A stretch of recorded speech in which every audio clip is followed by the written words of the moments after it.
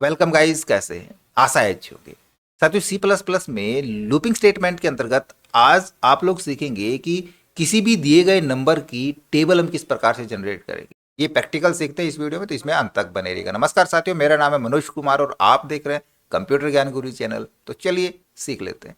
देखिए, किसी भी नंबर की टेबल क्या होती है। मान लीजिए 2 की टेबल हमने बनानी है, तो 2 की टेबल को क्या होगी? 2, 4, 6, 8, 10, 12, 14, 16, 20, है ना। ऐसे ही 5 की टेबल, 6 की टेबल। तो वो टेबल हम किस प्रकार से लिखेंगे?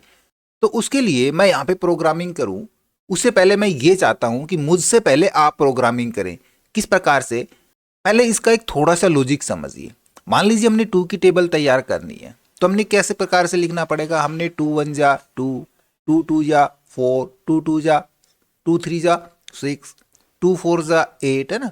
तो यहाँ पे आप दो चीजें देख रहे हो। एक तो 2 आ रहा है एक लाइन के अंदर, तो और एक लाइन के अंदर हमारा कंटिन्यू एक सीरियल नंबर जनरेट हो रहा है। तो मान लीजिए यूजर कोई भी इनपुट देगा, तो हमने उसके लिए एक वेरिएबल ले लिया आई नाम का या एन नाम का। तो उसके अंदर तो एक वैल्यू स्टोर होगी। यूजर ने दिया 2 नंबर, तो 2 हमारा उसमें स्टोर हो गया। और एक और ले ले हम जे नाम का वेरिएबल, जिसको हम एक एक इंक्रीज कराते जाएं, है ना। और इन दोनों को मल्टीप्लाई कराते जाएं। यही तो है ना। और कहां तक मल्टीप्लाई करें? जे कहां तक चलाना है हमने? लेस देन इक्वल 10 तक चलाना है। ठीक है, तो हम जे का लूप चला दें और आई को हम यूजर से इनपुट ले लें। देखो कितना आसान हो गया ना। तो मेरे साथ साथ या मुझसे पहले आप लिख सकते हैं, तो मुझसे पहले लिखिए। फिर भी मैं यहाँ पे लिख के बताता हूँ। सबसे पहले हम इंटीजर टाइप का कोई भी 2 वेरिएबल ले लेते हैं, एक आई ले लेते हैं और एक जे ले लेते हैं। ठीक है, 2 मैंने वेरिएबल ले लिए। यूजर से इनपुट लेंगे।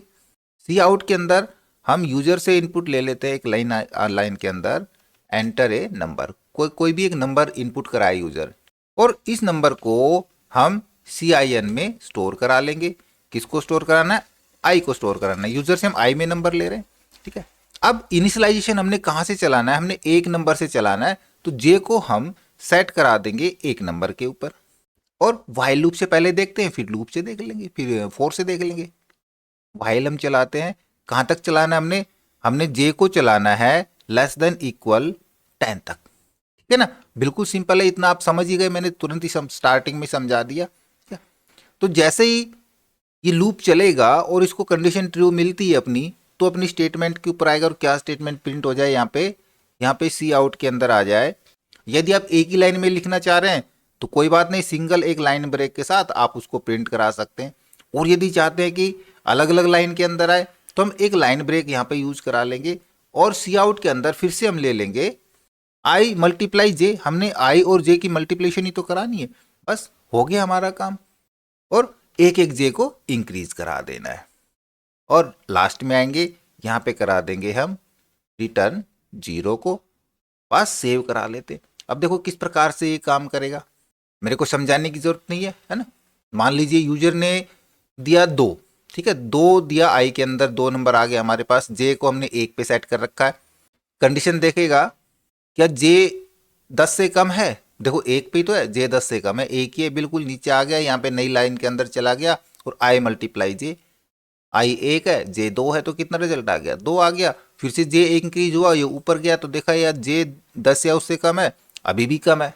फिर से स्टेटमेंट पे आ गया, यहाँ पे आई मल्टीप्लाई जे। आई 2 है और इस बार जे भी 2 हो गया, तो कितना प्रिंट हो जाएगा? 4 प्रिंट हो जाएगा। फिर से जे इंक्रीज होगा। इस तरह से वो कब तक चलेगा? जब तक जे 10 से कम या 10 के बराबर है ना। जैसे 11 हो जाएगा, लूप यहां से यहां तक का टर्मिनेट हो जाएगा और रिटर्न 0, प्रोग्राम सक्सेसफुली एग्जीक्यूट। देखो बिल्कुल सिंपल सा प्रोग्राम था ना। सेव करा लेते हैं इसको वापस से और रन करा लेते हैं। हम यहाँ पे टेबल बना के देखें, 2 की बना के देखते हैं। एंटर प्रेस कराएंगे, देखो 2 की टेबल रेडी है। 5 की बनाएंगे, 5 की बन जाएगी। जो भी आप टेबल बनाना चाहो बना लोगे। अब इसी को हम फोर लूप के साथ देखते हैं। देखो फोर लूप में क्या होगा? सबसे पहले तो इनिशियलाइजेशन जो है हमारा अलग से नहीं आएगा, है ना। दूसरा, हम यहाँ पे व्हाइल की जगह फोर लूप कराएंगे और इनिशियलाइजेशन 4 के अंदर यहीं पे आ जाएगा। हम यहीं पे करा देंगे, जे को 1 पे सेट करा देंगे। कंडीशन सेम रह जाएगी और इंक्रीमेंट डिक्रीमेंट भी हम यहीं पे दे देंगे, जे प्लस प्लस, और यहाँ से इंक्रीमेंट डिक्रीमेंट भी हटा देंगे। अब देखो फोर लूप के बाद सिर्फ हमारे पास एक सिंगल स्टेटमेंट बची है, तो करली ब्रैकेट की जरूरत नहीं है, आप लगी रहने दे सकते हैं। या फिर हम इसको रिमूव कर देंगे, करली ब्रैकेट की जरूरत ही नहीं है, बस इतना सा काम है, सेव करा लेंगे और फिर से रन करा लेंगे। यहाँ भी हम डाल के देखें 5 को एंटर प्रेस कराएंगे, 5 की टेबल प्रिंट हो जाएगी, राइट।